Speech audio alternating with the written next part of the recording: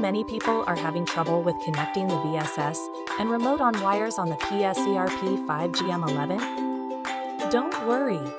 In this video, we'll show you how you do this. Let's start. Step 1. Adjust rotary switch.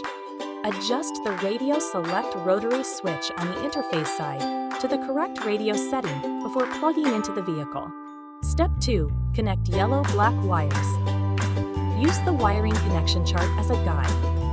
Connect both yellow and black wires from the vehicle harness and the ERP5 harness. Step 3. Link VSS wire.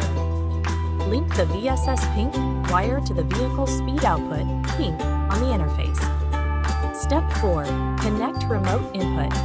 Connect the remote on input blue/white wire to the factory amp turn-on input on the interface. Required for Bose systems. Step 5. Secure all connections. Ensure all connections are secure and correctly insulated to avoid any electrical issues. Step 6. Test functions post-installation. Test the VSS and remote on input functions to confirm if they're working correctly after installation.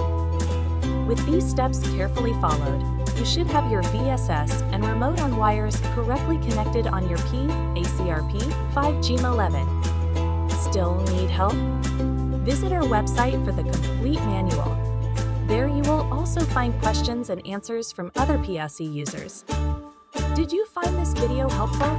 By subscribing, you help us continue to answer users' questions. So, subscribe to our channel. Thanks for watching, and see you in the next video.